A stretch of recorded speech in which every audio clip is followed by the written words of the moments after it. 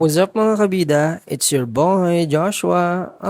For today's video ay mag-unbox tayo ng ating first ever Apple Watch dito sa Power Mac, Tagum City, Davao del Norte. Opo, yes po, ito po ang first ever Apple Watch ko sa tanang buhay ko mga kabida. At dahil hindi pa natin afford ang cash, nagpa-swipe tayo sa credit card ng ating kaibigan. Opo, yes po. At dahil first time natin ito, merong nag-guide sa gilid, yung mga salesperson nila. Ang kagandahan dito sa Power Mac Center mga kabida ay pinai-experience nila ang pag-unbox sa mga customers nila. Yun bang feeling mo vlogger ka na nag-unbox ng mga technologies, ng mga gadgets, ganun? Gustong gusto talaga ng mga customers na kagaya ko na maka-experience na mag-unbox dito sa center nila or sa Power Mac Center. Kasi maliban sa malinis ang kanilang facility, ang ganda ng lighting nila mga kabida. Makikita nyo naman ang ganda ng effect ng lighting nila sa video kasi gustong gusto ko talaga na malinaw, malinis, at aesthetic ang quality ng video ko. For me na nagko-content, importante sa akin na nakakapag-produce ako ng maganda at high quality na videos. Ang original plan ko talaga is sa bahay ko na siya i-unbox. Kaso, by this time, hindi pa tapos ang kwarto ko. So, I decided na dito na lang ako mag-unbox. So, makikita nyo guys na very clear din yung camera ko na gamit kasi I am using iPhone 16 na hanggang ngayon hindi ko pa fully paid. Sa mga time na to mga kabida, chinecheck ko talaga ang mga accessories kung kumpleto ba o may mga sira. Para dito pa lamang malalaman ko na kung papalitan ba yung unit o hindi. Ang advantage lang pag sa store ka nag-unbox, mas madali mo siyang mapapalitan kung meron ba siyang defect. Kaya ako mga kabida, ang advice ko sa inyo ay sa store kayo mismo mag-unbox. This time, ino-on ko na ang Apple Watch para makita ko kung may kagat ba talaga ng mansanas ito. Kasi kung wala, ibabato ko to sa nagbi-video. At yun na nga mga kabida,